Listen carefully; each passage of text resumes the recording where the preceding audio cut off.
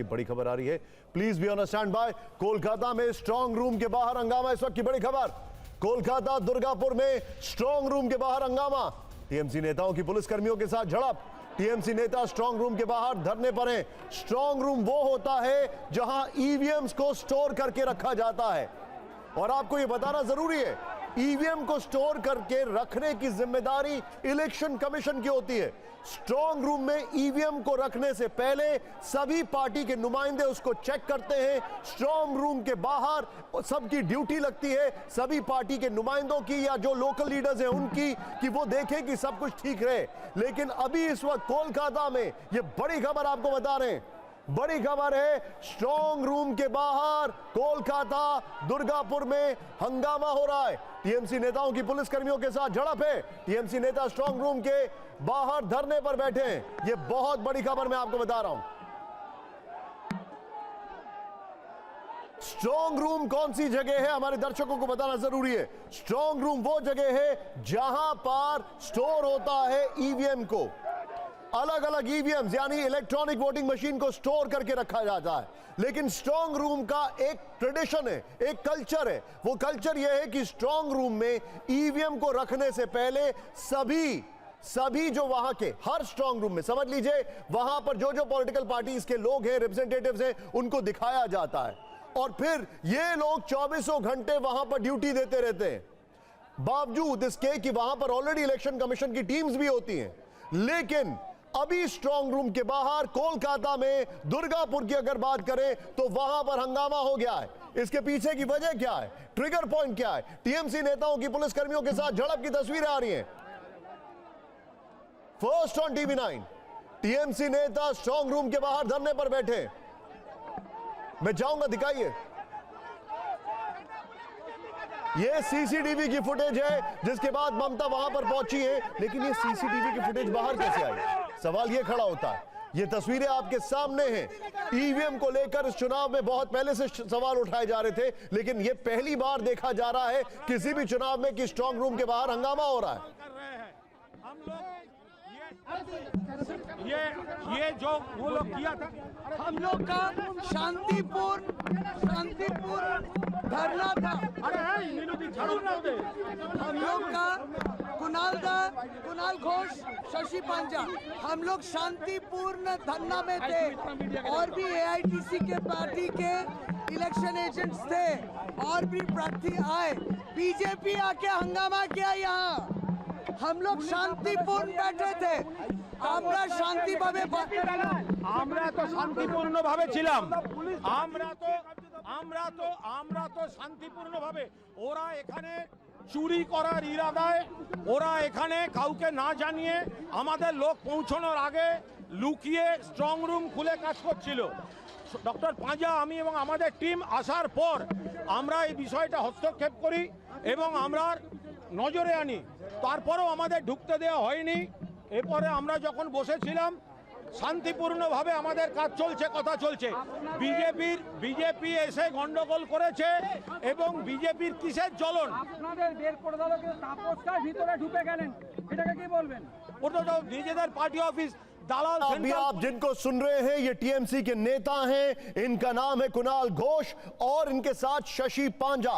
ये लोग Netaji indoor stadium के बाहर धरने पर बैठ गए। इन्होंने ये आरोप लगाया, इन्होंने ये एलिज किया है कि बीजेपी और इलेक्शन कमीशन ऑफ इंडिया जो है ईवीएम को खोलने की कोशिश कर रहे हैं, और वो भी बगैर अलग अलग पार्टी के रिप्रेजेंटेटिव्स की मौजूदगी के। ये इनका आरोप है, ये आरोप है इनका, मैं आपको बताना चाहूंगा। और इन्होंने कहा है कि जो लाइव स्ट्रीमिंग है सीसीटीवी कैमरा की इलेक्शन कमीशन की, वहां पर कुछ लोग अंदर काम कर रहे हैं। जो लाइव स्ट्रीमिंग मैं आपको दिखा रहा हूं, ये इनका आरोप है, मैं नहीं कह रहा हूं।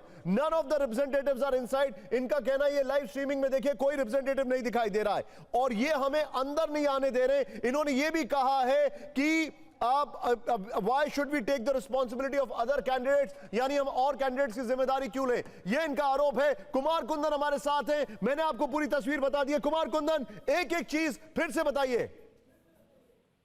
देखिए, अगर हम इसके क्रोनोलॉजी में चलें तो सबसे पहले आपको बताऊंगा कि सीसीटीवी में एक फुटेज आया। उस फुटेज में ऐसा प्रतीत हो रहा है कि जो ईवीएम मशीन है जो स्ट्रांग रूम के अंदर है, वहां पे कुछ लोग हैं।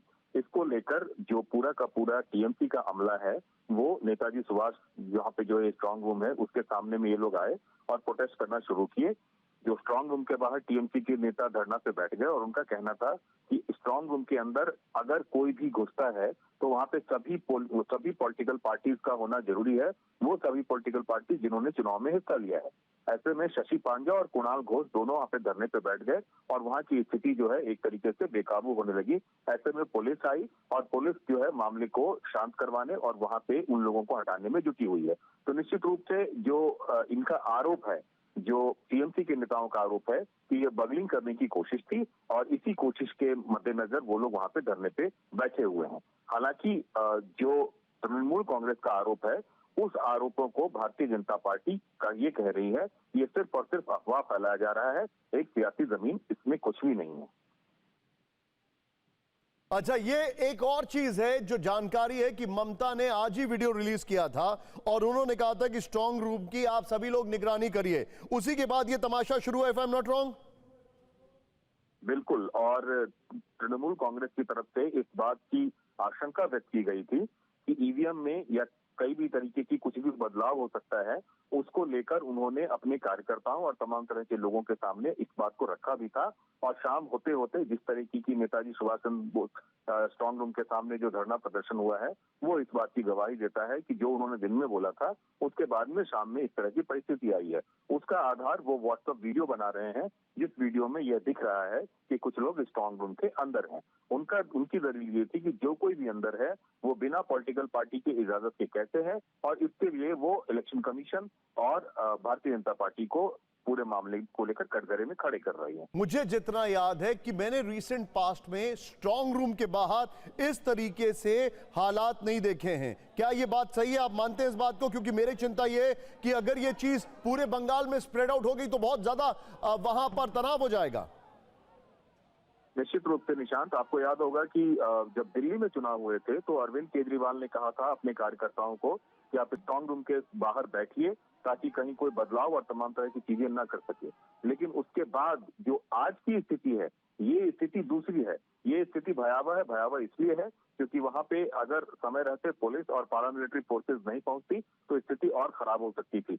हालांकि पुलिस ने पूरे मामले को कंट्रोल करने की कोशिश की है। बारिश हो रही है, इसके बावजूद भी लोग वहां धरना प्रदर्शन और तमाम तरह की चीजें कर रहे हैं और अभी भी एक तरीके से पूरे इलाके में स्थिति तनावपूर्ण है। कुमार कुंदन, बहुत बहुत शुक्रिया इस जानकारी के लिए। आपका ये इस वक्त की लीड स्टोरी है, इस पर हमारी नजर है और हम आपको इस पर लगातार अपडेट्स देते रहेंगे।